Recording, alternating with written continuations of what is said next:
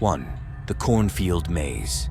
John had been a farmer all his life, and he knew every inch of his land, especially his vast cornfield. However, on one chilly autumn morning, as he ventured into his cornfield to check on the crop, he experienced something inexplicable. The once familiar rows of towering cornstalks seemed to stretch endlessly in every direction, and the path he had taken had vanished, leaving him disoriented and bewildered.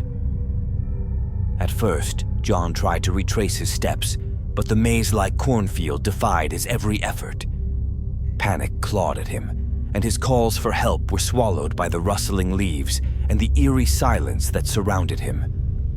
The cornfield, once a source of comfort, had become an impenetrable labyrinth. As hours turned into days, hunger gnawed at his belly, and exhaustion weighed down his limbs.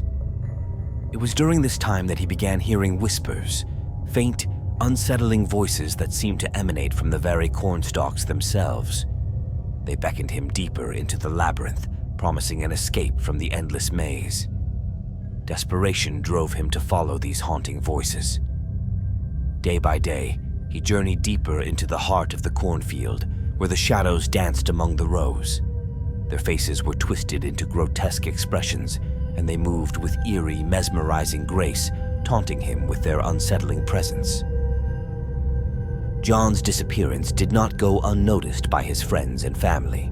They organized search parties, but the malevolent nature of the cornfield resisted their attempts to rescue him.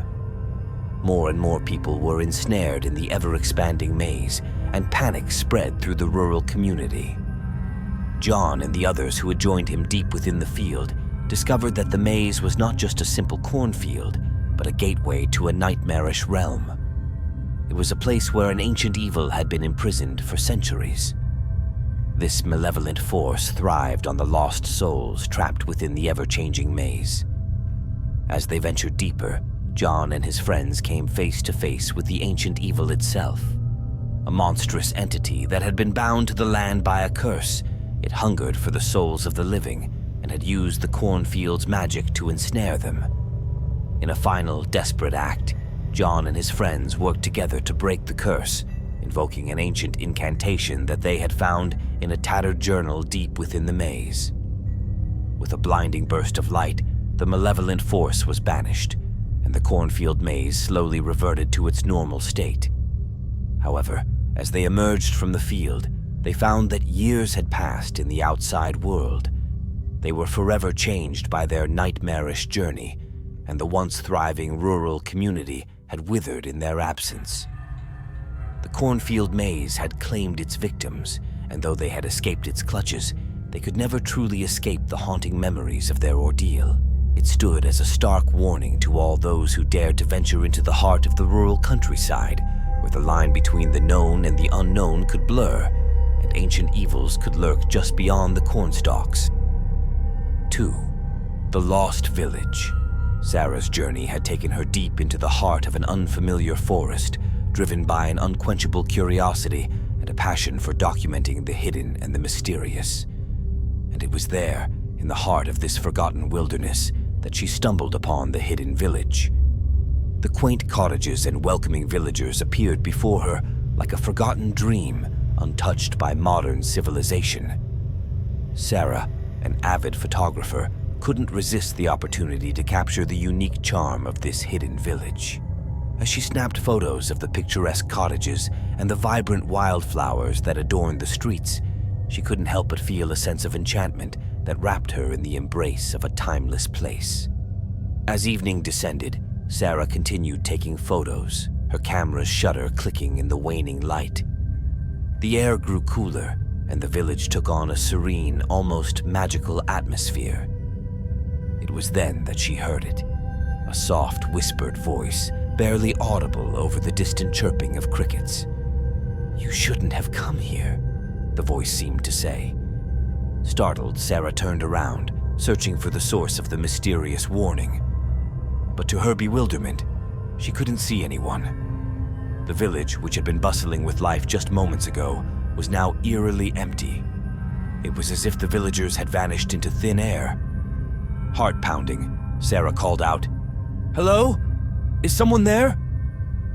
Her voice seemed to hang in the silence, unanswered. The whisper came again, more pronounced this time. "You shouldn't have come here." It was accompanied by a sudden chill in the air, and Sarah felt a shiver run down her spine. Fear began to gnaw at her, and she realized that something was profoundly amiss. With her camera still in hand, she cautiously moved through the deserted streets, her footsteps echoing in the quiet village. The once familiar cottages now seemed strangely foreboding in the dimming light. As she ventured deeper into the village, the voice continued to haunt her, sometimes a faint whisper, other times a chilling murmur. It seemed to emanate from the very walls of the cottages and the rustling leaves, as though the very village itself was warning her.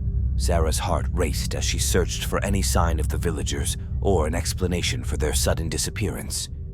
But the village remained stubbornly empty, devoid of life. The voice, now almost frantic, repeated its cryptic message. Terrified and alone in the now silent village, Sarah realized that she had unwittingly entered a place where the boundaries between reality and the supernatural had blurred. Shaken to her core by the eerie experience, Sarah made a hasty retreat from the village that night. The village's strange, vanishing act and the haunting voice echoing in her ears were too much to bear. She followed a forest path that led her back to civilization, and the further she got from the hidden village, the more her surroundings felt normal and safe. Back in the bustling town she called home, Sarah couldn't stop thinking about the peculiar events of the previous evening. She tried to find information about the village online or in local records, but came up with nothing. It was as though the place had never existed, and her photos were her only proof. With curiosity and dread gnawing at her, she decided to revisit the site of the hidden village the next day.